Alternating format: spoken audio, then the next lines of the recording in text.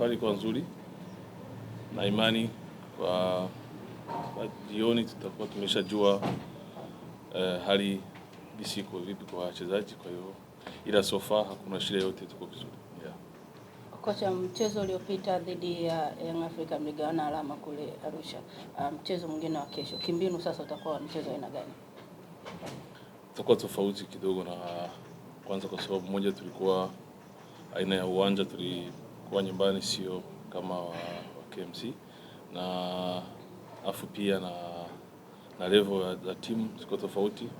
Kipindi kile tulikuwa bado tunatafuta rhythm, lakini kwa sasa maana tuko vizuri na imani kuwa itakuwa mechi nzuri bora kwa upande wetu.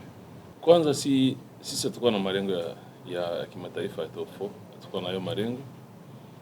Wakati nimeyazungumzia sana, malengo yetu ilikuwa ni ya kwanza ni kutambulisha, sababu ni timu imeanza msimu huu, ni kutambulisha timu yetu kwenye Tanzania, wajue kawa kuna timu TRA imekuja.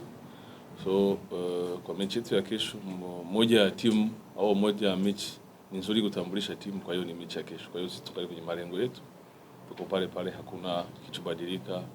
Tuna approach tukijua nini tunahitaji. Tuna pointi 42, kwa hiyo sidhani kama ikiwa hizo pointi 42 tumezipata kwa mechi tu hizo mbili nimeongea. Kwa hiyo sikubaliane na hilo. Tumecheza na Singida, tumechezea hapa, tumepata ushindi 3-1.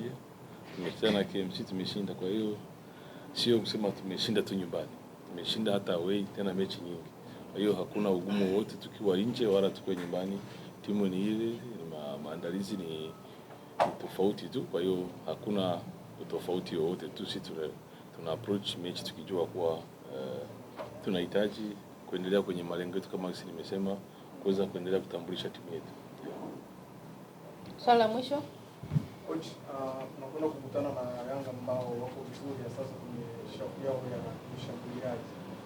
Safu yao ya ushambuliaji, nini wewe kama mwalimu unaandaa vipi defensive line kuweza kukabiliana na safu yao? So, kwa mara nyingine kwa support yao popote tulifika wapo na wanaendelea kupush timu yao.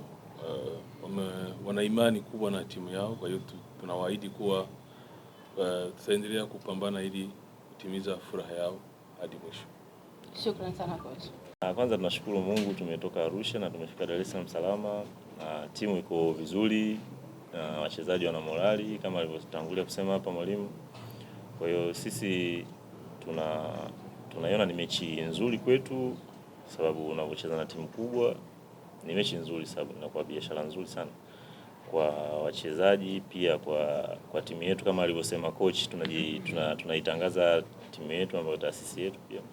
Kwa hiyo ni mechi nzuri na sisi tumejipanga vizuri.